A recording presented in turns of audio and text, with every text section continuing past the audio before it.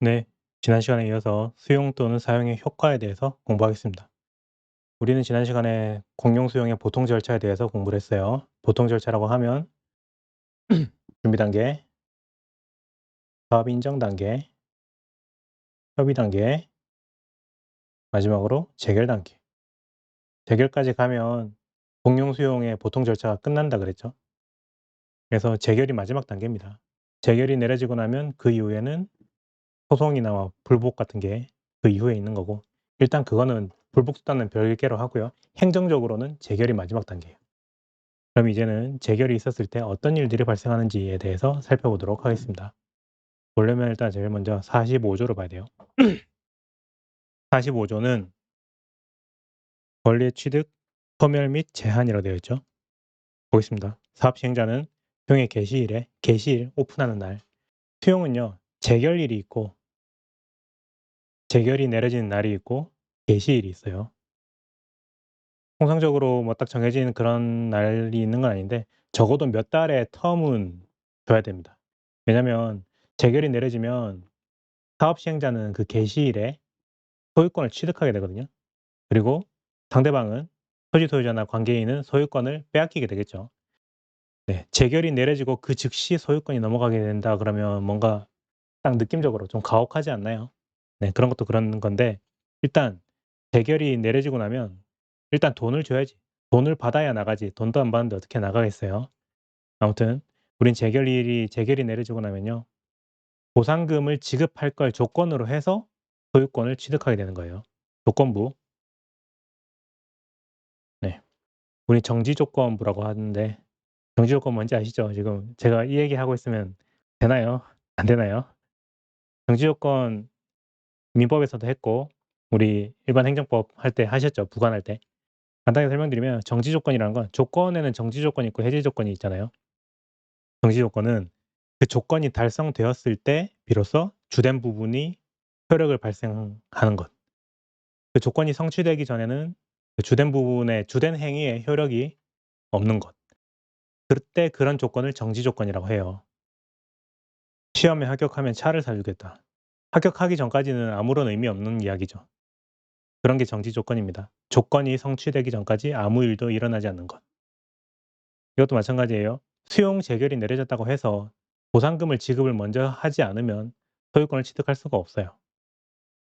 그래서 보상금 지급을 할 걸 조건으로 해서 조건부 행정행위, 조건부 처분이라고 할게요.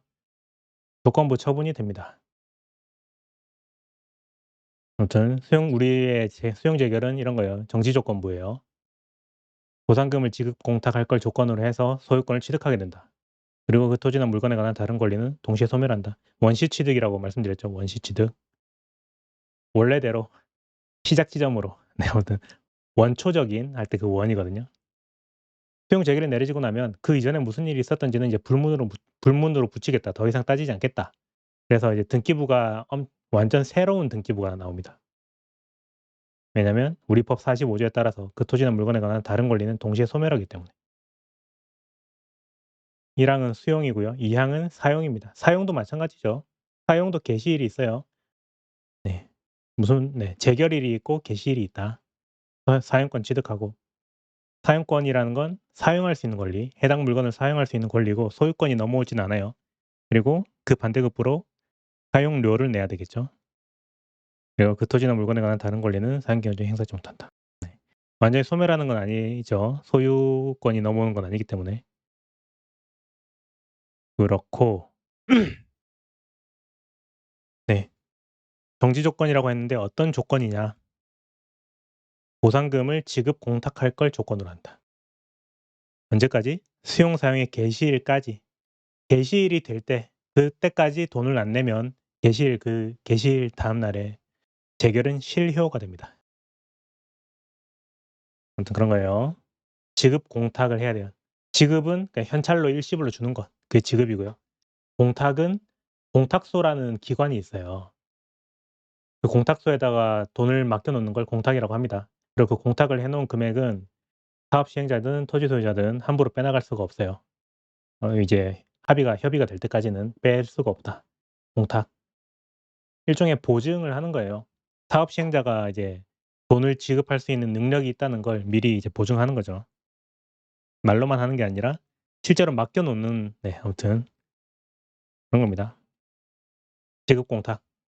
읽어 볼게요. 사업 시행자는 38, 39조에 따른 사용의 경우를 제외하고는, 이건 뭐 시급한, 천재지변 그런 경우였죠. 수용 사용 개시일까지 재결함 보상금을 지급해야 된다. 사업 시행자는 다음과 해당될 때에는 공탁할 수 있다. 공탁은 요 네 가지 케이스인데요. 주로 1 번, 3 번입니다. 1 호를 보시면 보상금 받을 자가 수령 거부. 이게 대부분의 케이스죠. 만약 보상금을 수령할 수 없을 때, 뭐 깜빵에 있다든지 뭐 다른 개별적인 사유가 있겠죠. 첫 번째고, 두 번째로 두 번째는 누가 받을 자인지, 진정한 토지 소유자가 누구인지 도저히 알 수 없을 때, 뭐 그런 경우를 말합니다. 세 번째는 관할 토지소유위원회가 재결함 보상금에 대해서 사업 시행자가 불복할 때. 네, 현실에서는 두 가지 케이스가 대부분이에요. 첫 번째, 받을 자가 거부할 때, 아니면 시행자가 줄 사람이 불복할 때. 압류, 가압류 이런 거 됐고, 1 호, 3 호가 대부분이다. 그리고 4 호를 보시면 사업 시행자는 2장 3 호의 경우 자기가 이제 불복할 경우, 재결해서 정한 보상금이 너무 많다고 하면서 불복할 때 이의 신청도 할 수 있고 뒤에 소송도 할 수 있죠. 그런 경우에 보상금 받을 자에게 일단 자기가 산정한 보상금을 지급하고, 예를 들어 재결해서 3억 보상하라고 나왔다고 치자고요. 근데 사업 시행자 자기가 생각할 때는 한 1 억이 적정하다. 근데 자기 생각에 1 억이 적정하다고 생각한다면 일단 1억 원을 토지 소유자한테 지급하고, 그리고 그 금액과 재결한 보상 금액의 차액, 여기 이 경우에는 2 억이죠. 차액을 공탁소에다가 먼저 공탁을 해야 돼요. 그렇게 해야 이 개시일이 도래했을 때 소유권을 취득하게 됩니다. 아무튼 그리고 이 경우 부담금 받을 자는 토지 소유자나 관계인이겠죠. 불복 절차가 종결될 때까지, 그 불복 절차라고 하는 거는 사업 시행자가 제기한 불복 절차겠죠. 공탁된 보상금을 수령할 수 없다. 네. 이런 게 공탁이라는 제도입니다. 사업 시행자가 말로만 준다 준다 하고 안 주고 있을 수도 있으니까 공탁소라는 곳에다가 돈을 미리 입금해 놓고, 자기네가 나중에 불복해서 불복 절차에서 사업 시행자가 이기면 그대로 찾아가면 되는 거잖아요. 아무튼 그런 게 공탁이라는 제도다. 관련 판례를 한번 보고 넘어가겠습니다. 보상금 수령을 거절할 것이 명백한 경우, 현실 제공 없이 바로 공탁할 수도 있다. 네, 내가 얼마를 주겠다고 한들 저기서 안 받고 계좌번호를 안 알려주고 뭐 그런 경우에는 그냥 곧바로 공탁을 할 수 있다. 네, 우리 판례는 그렇게 보고 있습니다. 보상금 받을 자가 수령을 거부할 때에는 기업자, 사업 시행자죠. 옛날 판례네, 98년. 기업자는 수용의 시기까지 개시일이겠죠. 보상금을 공탁할 수 있다고 규정하고 있다. 보상금 받을 자가 수령을 거절할 것이 명백하다고 인정되는 경우에는 보상금을 현실 제공하지 않고 지급하지 않고 바로 보상금을 공탁할 수 있다. 네, 그런 거고요. 두 번째, 이의 유보 없이 보상금을 수령했다면 재결에 승복한 것으로 본다. 이의 유보라는 거는요, 우리 유보라고 하죠. 유보가 근거를 남기다, 뭐 그런 뜻이에요, 법적으로. 이의, 다른 의견이 있다는 거를 근거를 남겨 놓고 보상금을 수령해 가면 그 사람은 보상금을 일단 타갔지만 재결에는 여전히 불만이 있다는 게 의사표시가 된 거죠. 네. 이의 유보는 불만이 있고 동의하지 않는다는 의사를 표시하는 거예요. 근데 그런 이의 유보 없이, 그런 거 없이 보상금을 수령했다면 그건 재결에 승복한 것으로 본다. 굉장히 옛날 판례지만 여전히 유효한 판례입니다. 볼게요. 토지 소유자가 기업자, 사업 시행자로부터 수용재결 또는 이의재결에 정한 보상금을 별다른 의사표시 없이 수령하였다면, 이로써 수령함으로써 위 수용재결 또는 이의재결에 승복하여 보상금을 수령한 취지로 봄이 상당하다. 상당하다는 말을 우리 종종 보게 되죠. 이거 법적인 용어인데요. 상식적으로 당연하다, 상식적으로 받아들일 만하다, 그렇게 생각하시면 됩니다. 상당하다 할 것이고, 토지 소유자가 수용재결에서 정한 보상금을 수령할 당시에는 이의유보를 했다 하더라도, 자, 이게 사실관계가 어떻게 되냐면요. 수용재결에서 정한 보상금을 수령했어요. 근데 그거를 받아갈 때는 "나 이거 일단 돈은 받아가는데 동의하는 건 아니야. 불만이 있어. 나 이거 뭐 이의 신청할 거야."라고 이의유보를 하고 돈을 타갔다면, 그거는 수용 재결에서 정한 거에 대한 이의유보를 한 걸로 본다. 다만 그 이후에 이의 신청을 했는데 이의 재결이 내려졌어요. 이의 재결에서 예를 들어 볼게요. 1 억에서 이의 신청 수용 재결에서 1 억이었는데 이의 신청했더니 이의 재결에서 뭐 1.3 억이 됐다. 하지만 나는 여전히 더 받고 싶다. 그런 상황에서 이 토지 소유자가 3,000만 원만큼 늘어난 만큼을 수령해 가면서 소송을 제기합니다. 소송, 보증소. 소송 제기해요. 보증소를 제기했다. 근데 3,000만 원을 받아가면서는 별다른 이의를 남겨 놓지 않고 그냥 소송을 제기했다. 언뜻 생각하면 상식적으로 당연하게 '아니 소송을 제기했으면 불만이 있다는 거 아니냐.' 그렇죠. 아니 소송을 제기한 게 '그것만큼 더 명백한 의사표시가 어딨냐.'라고 우리 생각할 수 있지만 우리 과거의 판례는 일관되게 이런 경우를 하더라도 이의 제기에 증액된 보상금을 수령하면서 일부 수령이라는 등 유보 의사표시를 하지 않은 이상 공토비가 이의 제기를 정한 결과에 승복해서 이를 수령한 것이라고 보기 상당하다. 굉장히 이상한 판례죠. 이제 직관적으로 받아들일 수 없는 그런 내용의 판례였습니다. 그래서 요즘 실제로 이런 실제 사건에서는 이 사람이 소송에서 보증소에서 각하당했어요. 왜냐하면 이의 제결에서 정한 결과에 승복한 걸로 보았기 때문에 네.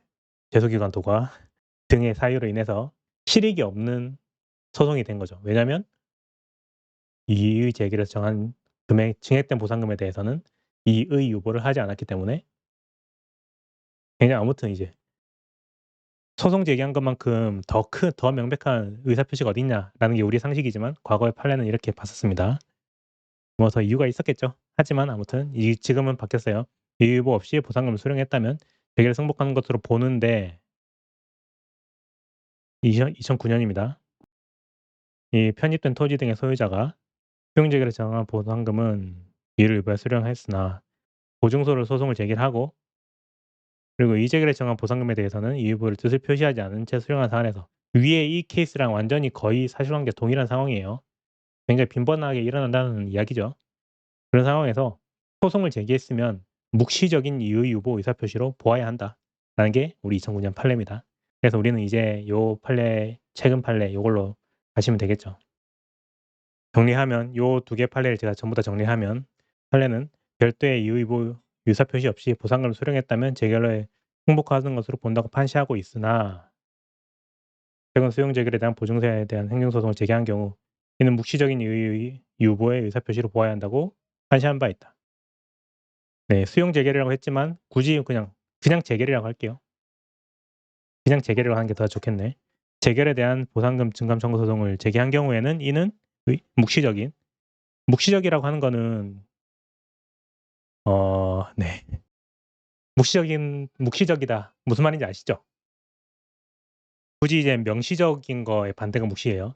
명시적으로 "난 불만이 있다."라고 말하고 뭐 문서를 남겨 놓고 그러지 않더라도 사회 통념상 '아 저거는 저 사람은 불만 이의 유보를 한 것이다.'라고 보는 게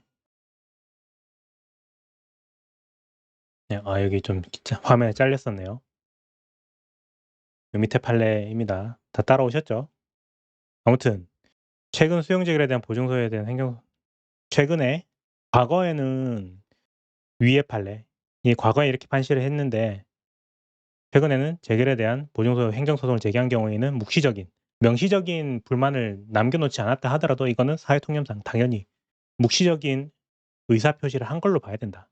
소송 제기한 것만큼 더 큰 의사표시가 어디 있겠냐. 네 뭐 그런 이야기입니다. 그래서 이 답안지 문장으로 정리하시면 될 것 같고요. 넘어갈게요. 조건부 공탁은 무효이다. 조건부라는 거는요. 사실 조건이라는 건 상대방에게 별도의 의무를 부과하는 거예요. 그리고 의무는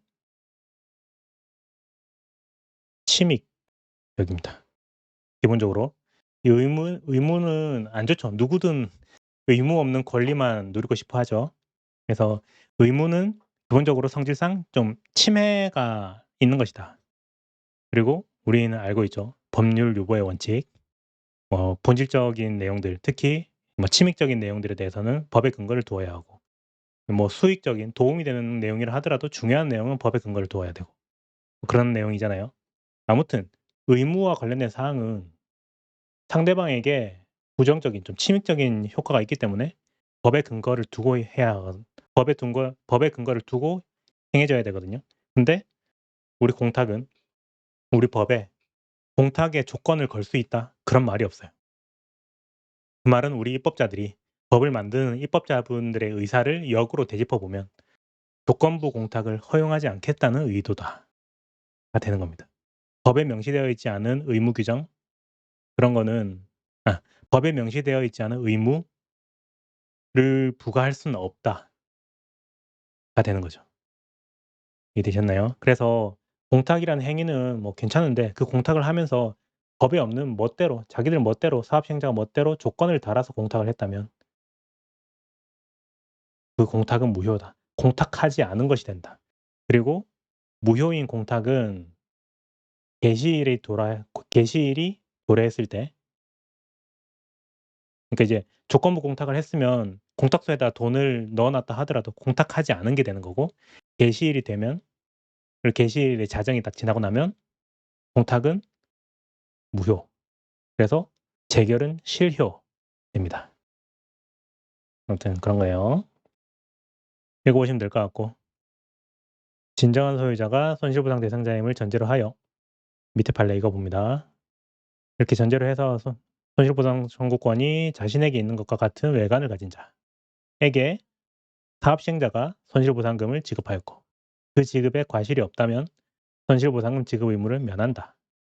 무슨 말이냐면 외관상 멀쩡한 사람이 와 가지고 자기가 소유자나 관계인이다라고 하면서 근데 딱 봤을 때 맞는 것 같아요. 외관으로 봤을 땐 멀쩡해.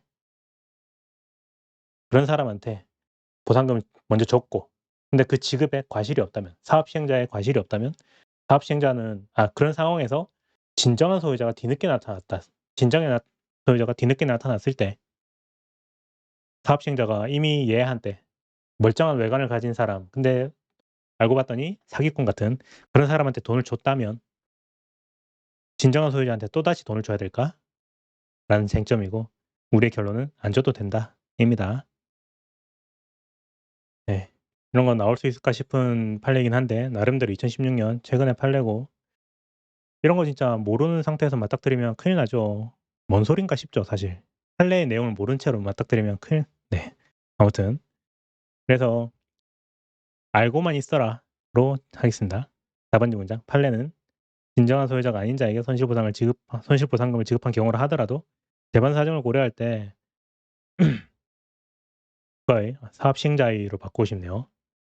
사업 시행자라고 바꾸고 싶네요. 이 문제에서는 국가였지만 이 판례에서는 국가였는데 아무튼 손실보상금 지급에 과실이 없다면 별도의 손실보상금 지급 의무를 추가로 지는 것은 아니다라고 판시했어요. 그렇습니다. 공탁이 어떤 건지 뭐 대충 느낌 오시죠? 보상금 지급과 공탁에 관련된 쟁점들 설명드렸습니다. 그나마 출제 가능성이 있는 건 요거 이유 여부 없이 보상금 수령했으면 재개를 승복한 걸로 보지만 소송을 제기했다면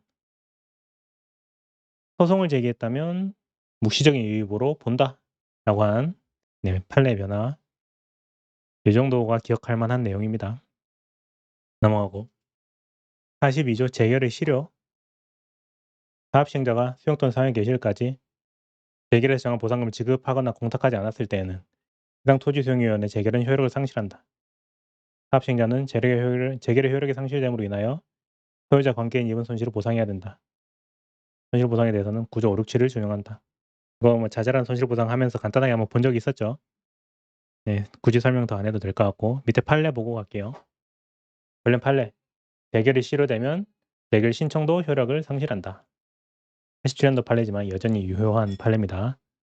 보시면 바로 요거 볼게요. 답안지 문장. 판례는 재결의 효력이 상실되면 재결 신청 역시 그 효력을 상실하게 되는 것이므로 그로 인하여 사업인정 고시가 있은 날로부터 1년 이내에 재결 신청을 하지 않은 것으로 됐다면 사업인정도 역시 효력을 상실하게 된다. 무슨 말이냐면 재결이 사업인정고시로부터 1년 이내에 재결 신청을 해야 되잖아요. 근데 재결 신청을 하지 않은 것으로 되면 아니 죄송해요. 재결 신청을 해야 재결이 있게 되죠. 예 시간적으로 설명을 드려야 되는 건데 재결의 효력이 상실되면 재결 신청을 하지 않은 꼴이 되는 거예요. 근데 알고 봤더니 어 예를 들어 봐야겠네. 날짜를. 예를 들어 사업인정이 세종에다가 좀 해 볼게요. 여기다 해 볼게. 사업인정, 사업인정, 재결 신청, 재결, 그다음에 개시일 이렇게 되는데 개시일로부터 개시일까지 지급 공탁을 하지 않아서 재결이 실효가 된다면 재결이 실효된다면 재결 신청도 하지 않은 게 되는 거예요. 그러면 사업인정 예를 드는 거예요. 사업인정 고시가 있고 재결 신청을 할 때 한 11개월, 한 25일. 네, 거의 1 년이죠. 거의 1년 가득 채워 가지고 재결 신청을 해서 재결이 내려졌다고 치자고요. 제가 지금 무슨 말 하고 싶은지 따라오고 계시죠? 재결 신청을 하기까지 거의 1 년이 가득 걸렸단 말이에요. 그렇게 해서 재결이 내려지면 재결 신청일로부터 재결까지는 보통 한 달 정도 걸린다고 했었죠. 우리 봤죠? 뭐 심리를 하고 막 그런 거 하는데 14 일 있었잖아요. 그래서 한 달이 걸린단 말이죠. 그래서 이미 재결이 내려지는 날에 이미 사업인정 고시일로부터 1 년이 지났어요. 1년 플러스 아니 1년 뭐 네 아무튼 그렇게 되고 개시일까지도 또 몇 달 걸리죠. 한 두세 달 걸린다 치면 뭐 1년 반, 1년 6 개월. 이미 시간적으로 사업인정 고시일로부터 개시일까지는 1년 6 개월이라는 시간이 지나 버렸어요. 근데 재결이 실효되었다? 재결 신청도 없었던 게 된다? 그러면 결국 남아 있는 행위는 사업인정밖에 없는데 사업인정 고시가 되고 1년 6 개월이 지나도록 재결 신청을 안 했네. 재결 신청을 안 했네. 그러면 사업인정도 실효된다. 네. 여기까지 하고 넘어갈게요. 이해가 안 되시면 다시 한번 좀 천천히 들어보시면 무슨 말인지 알 거예요. 다시 읽어 보고 넘어가겠습니다. 판례는 재결의 효력이 상실되면 재결 신청 역시 그 효력을 상실하게 된다. 그래서 사업인정 이후에 재결 신청 자체를 안 한 게 되는 거예요. 그로 인해서 사업인정 고시가 있은 날로부터 1 년이 지난 1 년 이내 재결 신청을 하지 않은 것으로 자동으로 이렇게 돼 버린다면 사업인정 역시 효력을 상실하게 된다. 반면 이거랑 다르게 사업이 굉장히 착착착착 진행돼 가지고 사업인정 고시되고 나서부터 곧바로 협의 30일 날짜 잡고 바로 협의하고 협의 불성립되자마자 바로 재결 신청해 가지고 착착착 진행된 경우에는 재결이 실효된 경우에도 재결 신청은 없어지지만 아직 1 년이 사업인정 고시일로부터 1 년이 안 지났기 때문에 다시 한번 재차 재결 신청을 하면 또 되겠죠. 아무튼 뭐 그런 거고요. 넘어가겠습니다. 뭐 지원가성금이랑 관련된 내용인데 재결이 실효되고 나서 다시 재결 신청을 하는 경우 제가 방금 말씀드린 것처럼 아직 사업이 착착착 진행돼서 사업 인정이 여전히 살아있는 상황에서 다시 재결 신청을 할 수 있겠죠. 그런 경우에는 재결 실효 지연가상금을 부과를 하는데 지연가상금은 재결 신청을 안 했을 때 지연가상금 뭔지 기억나시죠? 우리 법 30 조에 나오는 지연가상금입니다. 재결 신청 청구를 했는데 사업 시행자가 재결 신청을 안 할 때 그때 60 일이 지나도록 재결 신청을 안 했을 때 지연가상금이 부과된다, 사업 시행자에게. 그 내용인데 이 재결이 실효된 경우에는 지연가상금 60일 카운트를 언제부터 하느냐에 대해서 재결의 실효일부터 카운트를 한다라는 내용인데요. 글쎄 이런 게 또 나올 수 있나 싶어요. 근데 의외로 지연가상금에 대한 게 현실에서 이게 분쟁이 자주 되는 것 같더라고요. 판례가 좀 많아요. 그래서 이런 내용 정도는 알고 있으면 만에 하나 진짜 저는 이제 초시생들한테는 이런 판례 모르는 채로 시험장 들어가라고 하는데 만에 하나 만났을 때 이런 판례를 알고 모르고가 좀 이제 다르니까 알아두시고 기회에 한번 이번 기회에 귀에다가 한번 해 놓고 넘어갑시다. 초시생들은 그냥 버려도 되는 판례입니다. 넘어가고 이 재결례 유권해석 이런 거는 그냥 한번 읽어 보세요. 읽어 보시고 계속 진도 나가 보겠습니다. 토지 또는 물건의 인도 등 볼게요. 인도라는 건 넘겨주는 거예요. 점유를 넘겨주는 건데 아무튼 보겠습니다. 소유자 및 관계인과 그 밖에 포함되지 않는 자로서 사용할 토지나 그 토지에 있는 물건에 관한 권리를 가진 자는 토지 소유자나 관계인 또는 그 밖에 그런 자는 수용 사용 개시일까지 토지나 물건을 이전해야 된다. 토지는 이전할 수가 없죠. 토지는 인도하게 되는 거고요. 물건은 이전할 수도 있고 인도할 수도 있고 그런 겁니다. 이런 말 들어보셨나요? 인도는 명도를 포함한다. 인도는 명도를 포함하기 때문에 누가 대신해 줄 수가 없다.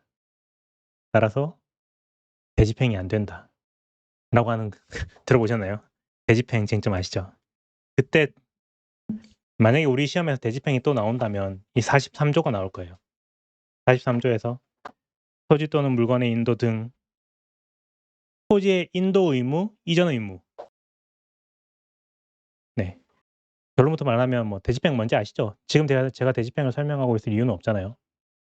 그래서 물건은 이전은 누가 대신해 줄 수 있다. 그래서 이전에 대해서는 대집행이 가능하다. 반면 인도는 누가 대신해 줄 수가 없다. 인도는 대집행이 안 된다. 토지든 물건이든. 이렇게 생각하시고요. 제가 이걸 약간 야매처럼 가르쳐 드리면 인도는 명도를 포함한다 그랬잖아요. 명도는 사실은 점유를 이전해 주는 건데 네.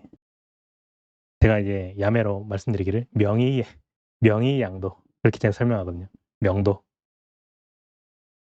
명의를 넘겨주는 거는 함부로 남이 대신해 줄 수 없다. 명의를 넘겨주는 건 내가 직접 뭐 사인을 하든지 아니면 내 대리인이 하든지 뭐 그렇게 해야지 남이 대신할 수는 없다.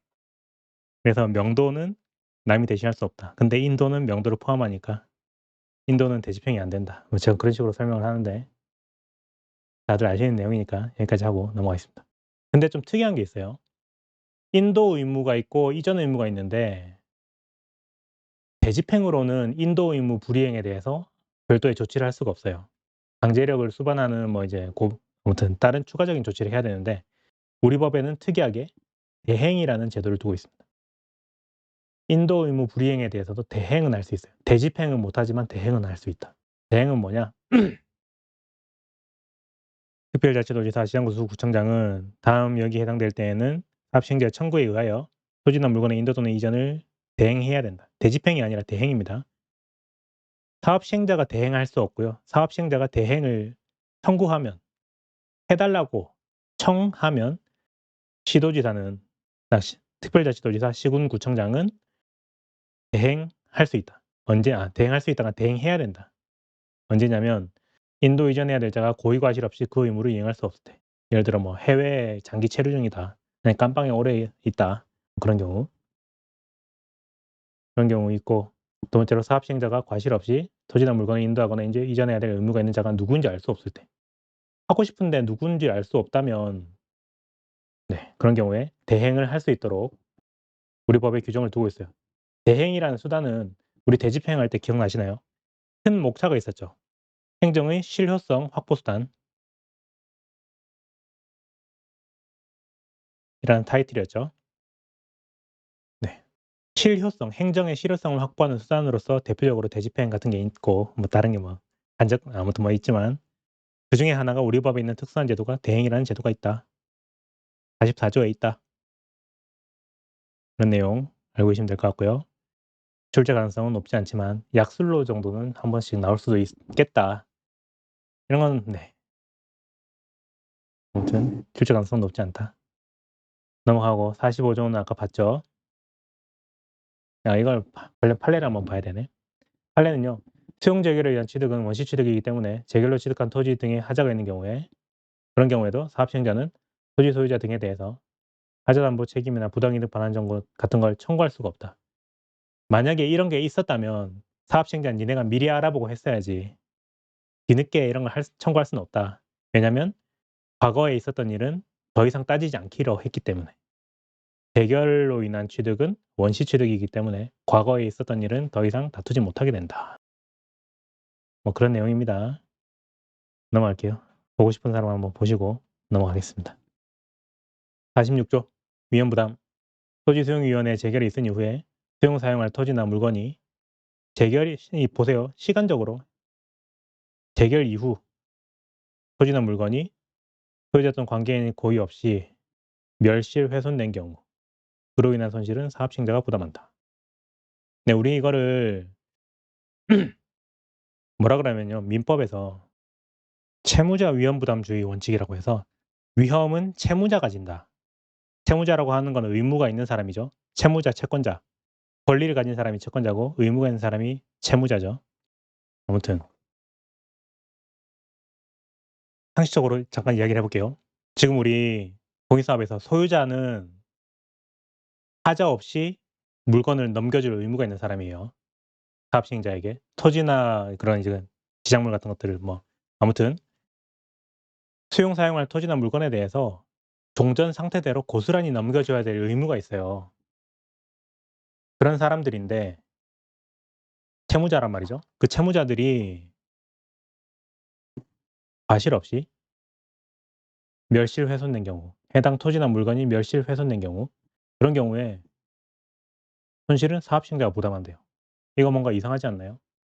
상식적으로 일반적으로 제가 예를 하나 들어 볼게요.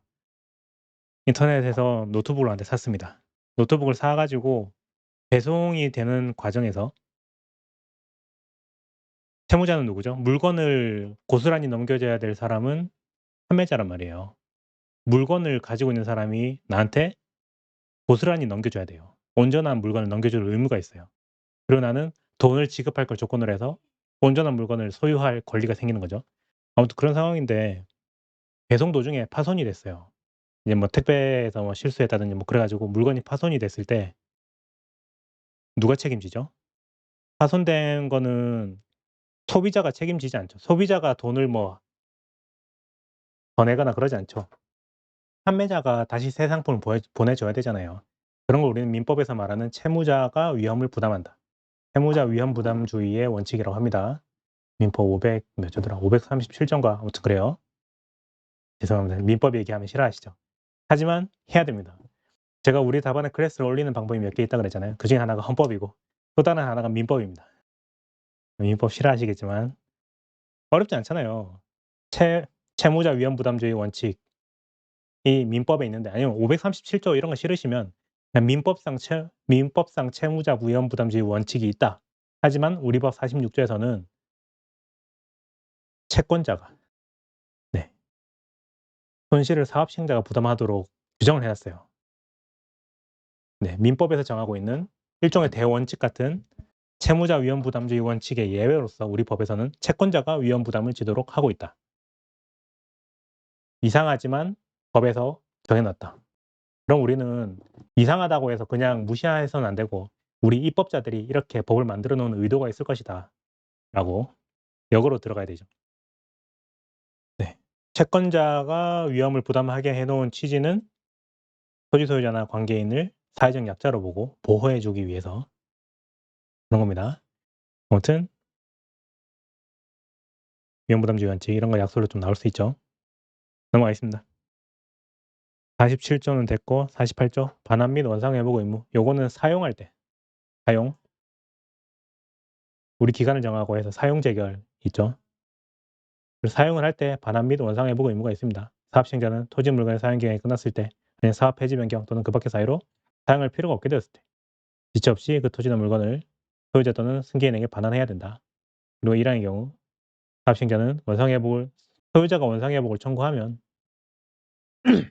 미리 손실을 보상한 경우를 제외하고는 토지를 원상으로 회복하여 반환해야 된다. 그 말은요. 원칙적으로는 원상 회복 안 하고 그냥 돌려주면 되는데 토지 소유자가 희망하면 그때는 원상 회복해서 돌려줘야 된다. 예를 들어서 우리 기출에도 한번 나온 적이 있는 이야기인데 사실관계가 여수 엑스포 네. 원래 전답이었어요. 전답. 논이었는데 엑스포 여기 여수는 바닷가잖아요. 그래서 주차장이 부족해 가지고 엑스포를 할 때 2009 년이었나 그랬죠. 여기 전답 답이었는데 논을 이 사업 시행자들이 매입해 가지고 주차장으로 만들었어요. 주차장으로 만들고 몇 년 동안 썼습니다, 주차장으로. 쓰고 나서 다시 엑스포가 이제 처음에는 막 전 세계에서 사람들이 몰려오고 우리 전국에서 가고 했지만 결국 시들해지잖아요. 그래서 이 시들해지다가 더 이상 주차장으로 쓸 필요가 없게 되었을 때 주차장을 없애고 다시 논으로 원상회복해 가지고 네 아무튼 뭐 그런 게 있어요. 그런 상황에서 네. 이 이 해당 조문이랑 이 사용 이거랑 완전히 매치된 상황은 아니지만 이런 상황 요런 상황에서 만약에 원래 토지 소유자가 그냥 주차장 상태로 돌려 달라고 했으면 아니 다시 원래 토지 소유자가 원상회복을 청구하면 원상회복을 해서 반환하는 것인데 그냥 말 없이 그냥 돌려 달라고 하면 주차장인 상태로 돌려주겠죠. 그럼 사실 전답보다 주차장이 땅값이 더 비쌉니다. 당연하죠. 주차장은 밑에 이제 지반 그런 거 다 단단하게 해 놨을 거 아니에요. 아스팔트로 깔아 가지고 그 위에 조금만 하면 건물도 지을 수 있고 용도 변경 같은 거 해 가지고 지목 변경, 용도 변경을 해서 건물도 지을 수 있는 땅인데 일반 전답보다는 땅값이 높죠. 아무튼 그런 경우도 있고 아니면 소유자가 희망하면 원래대로 반환 원상회복해서 돌려줘야 된다. 그런 이야기입니다. 넘어가고 여기 토지소유위원회 제가 좋아하는 토지소유위원회 빨리 보고 갈게요. 항상 이 조직이 나오면요. 역할을 봐야 됩니다, 역할. 결국 그 조직은 무슨 일을 하는 조직인지 보시고 구성이 어떻게 되는지 역할과 구성을 중점적으로 정리를 하시면 됩니다. 토시 하나 틀리지 않고 외우는 게 아니고 어떤 역할을 하는지 그리고 구성은 어떤 사람들로 멤버가 구성이 되는지 이렇게 보시면 돼요. 우리 이미 토지수용위원회의 역할에 대해서 몇 가지 배웠습니다. 4조의 3이었나요? 뭐 개선 요구가 있었고 기억나시죠? 4조의 공익사업의 리스트가 있고 뭐 4조 8호 별표에서 별표에 있는 사업들을 토지수용위원회 특히 중토위가 개선 요구를 할 수 있다. 그런 내용이 있었고 또 뭐가 있었지? 21조 사업 인정을 하기 전에 국토부 장관이랑 중토위가 협의를 해야 된다. 뭐 이 공공성이나 필요성이나 사업 시행자의 뭐 의사 능력 같은 것들을 체크를 해야 되죠. 21조가 있었고 기억나실지 모르겠지만 제가 기억이 안 나네. 32조인가? 33조인가요? 화해가 몇 조였지? 아무튼 30인가 33조입니다. 죄송해요. 화해도 토지수용위원회가 하는 역할이고 그리고 핵심적인 역할은 34조죠. 재결을 하는 조직이다. 네. 토지수용위원회는 사실은 이런 건 부차적인 거예요. 다 부차적인 거고 토지수용위원회는 재결을 하기 위해서 만들어진 조직입니다. 그리고 또 하나 핵심적인 기능은 83조에 나오는데요. 이의 신청. 토지 소유자나 관계인이나 사업 시행자가 재결에 불만이 있어서 이의 신청이라는 걸 하게 되면 중토위가 하게 됩니다. 중토위가 이의 신청을 해서 이의 재결까지 가죠. 이의 재결. 를 내리는 중요한 역할을 토지수용위원회가 한다. 아무튼 역할은 요런 건데요. 핵심은 재결을 내리는 역할. 50조의 재결 사항. 재결을 하기 위하여 국토부에 중토위를 두고 시도에 지토위를 둔다. 기억하세요. 국토부 밑에 중토위, 시도 밑에 광역시, 특별시, 도 밑에 지토위를 둔다. 우리 나중에 평가사법을 하면 평가사법이 아니라 부동산 가격공시법을 보면 가격공시위원회라고 있어요. 가격공시위원회. 중앙이 있고 중앙가격공시위원회는 국토부 산하에 있습니다. 우리 중토위랑 비슷하죠. 우리 토지수용위원회도 국토부에 중토위를 둔다. 그리고 특별시, 광역시, 도, 특별자치도 이거는 광역지자체죠. 광역지자체 밑에 지토위를 둔다. 다시 이제 가격공시위원회는 뭐 표준지 공시가라든지 그런 거를 관리하는 조직인데 중앙가격공시위원회가 있고요. 여기에 매치되는 거. 토지수용위원회는 중토위가 있고 지토위가 있는데 그러면 가격공시위원회는 중앙가격공시위원회가 있고 지방가격공시위원회가 있을까요? 아니고 시, 군구 가격공시위원회가 있습니다. 뭐 수원시 아니면 아무튼 행정자치 이제 기초지자체 단위입니다. 기초지자체 단위별로 가격공시위원회가 다 따로 있어요. 아무튼 제가 이 말씀드리는 거는 암기할 때 참고하시라고. 예. 의미 없는 내용은 아니죠. 암기해야 되잖아요, 결국. 암기해야 되는데 이렇게 구분해서 암기를 하시면 좋겠다. 보겠습니다. 재결사항. 그 중요한 토지수용위원회가 하는 그 재결은 어떤 내용들을 다루는 것이냐. 재결사항은 다음과 같과 같다. 수용 사용할 토지의 구역 및 사용 방법, 손실보상, 그냥 금액입니다. 금액. 손실보상이라고 되어 있지만 사실 금액에 대한 이야기고, 수용 또는 사용의 개시일과 기간. 아까 제가 재결일이 있고 개시일이다 그랬죠. 그걸 재결에서 정합니다. 그 밖에 이 법 및 다른 법률을 규정한 사항들.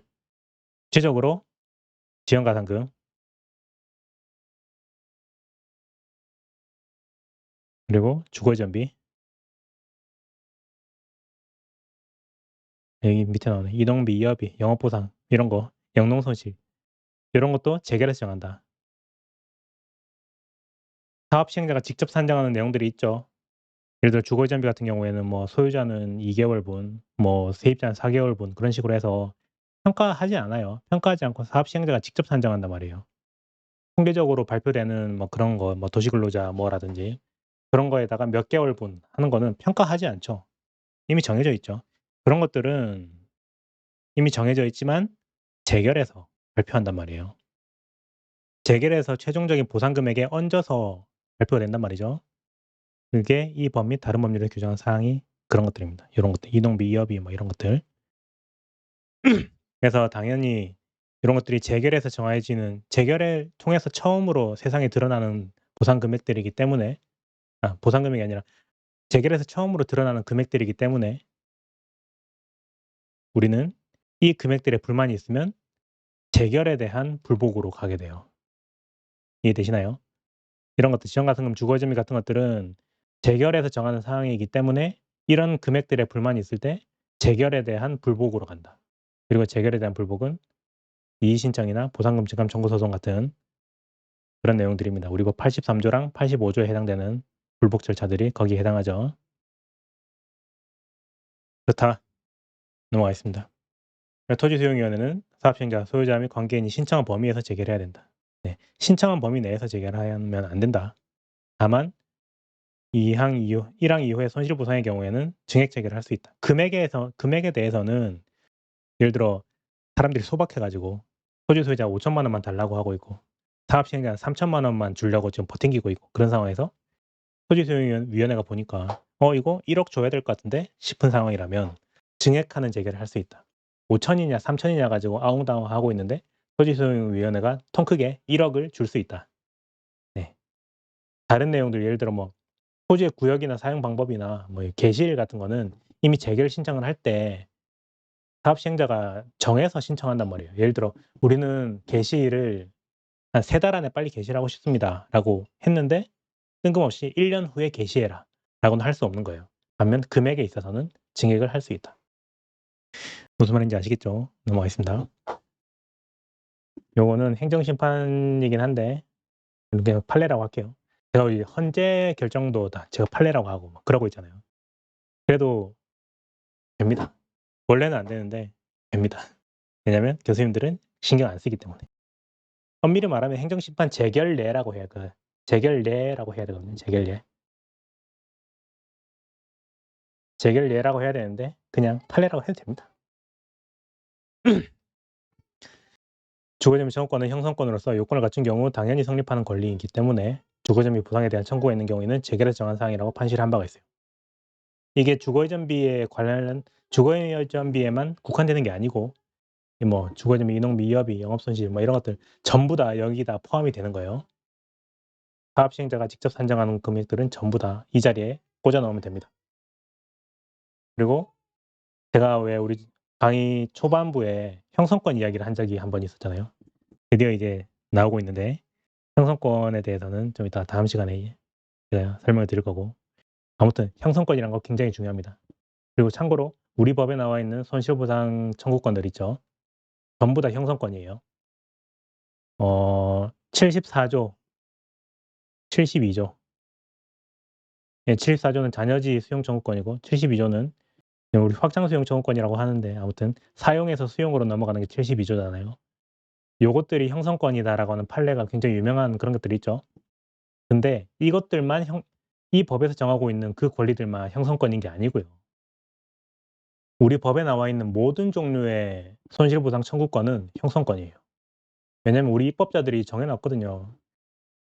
사업 시행자가 그리고 이제 수용 재결에서 재결에서 정한 재결에서 보상 금액을 결정하는 게 아니라 원래부터 사업을 하기 전부터 토지 소유자나 관계인이 가지고 있던 재산권이 있었다면 그 재산권은 보호를 해 줘야 되고, 만약에 부득이하게 공익사업을 하면서 그 재산권을 침해하게 됐다면 그 침해한 재산권 크기만큼을 고스란히 완전히 보상을 해 줘야 된다라고 우리 입법자들이 만들어 놨잖아요. 헌법에서부터 우리 법률에 공익사업법까지 해서 입법자들이 이미 권리를 형성시켜 놨단 말이에요. 재결이 그러니까 재결이라는 처분 또는 사업 인정이라는 처분이 손실보상 청구권이라는 권리를 형성하는 게 아니고요. 입법자들이 이미 권리를 형성을 해 놨어요. 요건도 명시를 해 놓고 그 요건을 갖춘 사람이 돈을 달라고 요구를 하면 무조건 정당한 금액을 보상해 줘야 된다라고 입법자들이 이미 형성을 해 놓은 거라고요. 아무튼 그런 게 형성권입니다. 처분으로 인해서 뭔가 내용이 바뀌는 게 아니고 입법자의 의도에 의해서 내용이 결정되고 바뀌는 것. 그런 종류의 권리를 형성권이라고 합니다. 아무튼 이 자리에 주거이전 및 청구권은 이라는 요 자리에 모든 종류의 권리들이 다 들어갈 수 있어요. 아무튼 그렇습니다. 넘어가고 지연가산금에 대한 불복은 수용보상금의 증액기소에 의하여야 된다. 똑같은 내용입니다. 판례는 지연가산금은 수용보상금과 함께 재결하도록 규정하고 있기 때문에 지연가산금에 대한 불복은 보증소로 간다. 네, 지금 조금 길어지고 있는데 그냥 가볼게요. 이제 중토위, 지토위에 대해서까지 설명을 하고 끊어서 가겠습니다. 관할 중토위는 다음 각호의 사업의 재결에 관한 사항을 관장한다. 국가나 시도가 사업 시행자인 사업, 사이즈가 크겠죠. 만약 국가나 지자체가 하는 사업이면 뭔가 이제 아무튼 교통사업이 아니겠죠. 뭐 고속도로 사업이라든지 뭐 그런 거겠죠. 아니면 사용할 토지가 둘 이상의 시도에 걸쳐 있는 사업. 광범위하게 광역 시 이때 말하는 시도라고 할 때 시는 광역시, 특별시 같은 걸 말합니다. 광역 지자체에 걸쳐 있는 사업. 사이즈가 크거나 국가나 지자체가 사업 시행자일 때 중토위가 그 재개를 합니다. 그리고 지토위는 중토위가 관할한 사업 외에 나머지 자잘한 사업들을 지토위가 한다. 이렇게 관할이 이렇게 나뉘고요. 제가 지금 이거를 설명드리고 있는 게 우리 판례 강의인데 법조문 설명을 굉장히 많이 하고 있죠. 네. 하지만 다 필요한 겁니다. 제가 보니까 단연차들도 그렇고 우리 수험생분들이 법조문 공부를 별로 안 하더라고요. 법조문을 보고 서브나 뭐 교재를 보면 훨씬 더 학습이 쉬운데 법조문을 아무튼 제 의도를 아시겠죠? 법조문 보고 내용을 보면 별거 아닙니다. 빨리 볼게요. 중토위. 지금 여기까지 관할까지는 우리는 역할에 대해서 봤어요, 역할.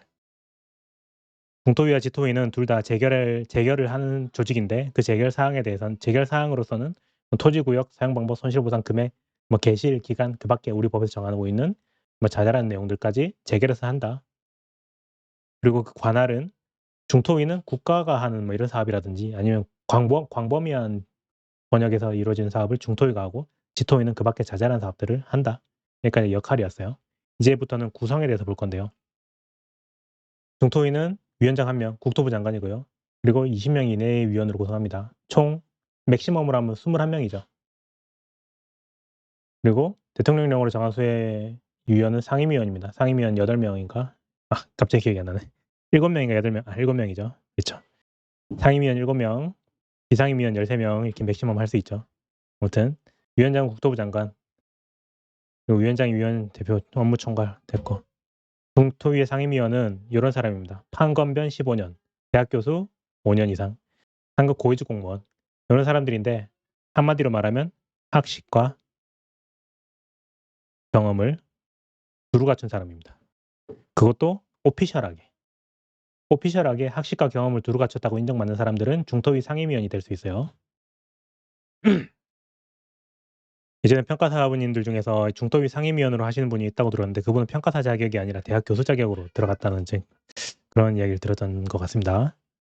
평가사님들은 실질적으로 판검변 이런 오피셜한 전문가로는 인정받지 못하고 비상임위원으로 많이들 활동을 하시는 것 같아요. 비상임위원은 토지 수용에 관한 학식과 경험이 풍부한 사람 중에서 위촉한 사람, 평가사죠. 아무튼 평가사들 중에서 비상임위원분들이 좀 있다. 아무튼 그래요. 계속 가보겠습니다. 중토회의는 위원장이 소집, 위원장 및 상임위원 1명, 그리고 위원장이 회의하는 7명, 총 9명이죠. 네. 중토회의는 9명이 한다. 위원장이랑 상임위원 1명이랑 그 밖에 7명 모여서 한다. 하지만 필요하다고 하면 9명보다 9명을 넘어서 맥시멈으로 때려서도 할 수 있다. 그래요. 여기까지가 중토회의였습니다. 제가 이런 거를 토시 하나 틀리지 않고 저는 지금 외우고 있거든요. 하도 이야기를 많이 해서 외우고 있는데 외우라는 말이 아니고요. 자연스럽게 나올 수 있을 정도만 되면 됩니다. 중토위는 위원장 1명, 그리고 위원 20명인데 위원은 상임이 있고 비상임이 있다. 비상임. 그리고 둘 다 학식과 학식, 경험.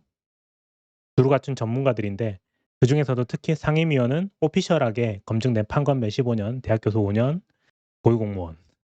오피셜하게 전문가로 인정받는 사람들. 그 밖에 비상임위원은 이 정도까지는 아닌데 우리 평가사 같은 사람들. 이렇게 됩니다.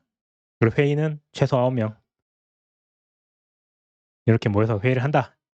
어때요? 제가 이 정도를 슬슬슬 나올 수 있는 게 너무 과도한 요구를 하는 건가요?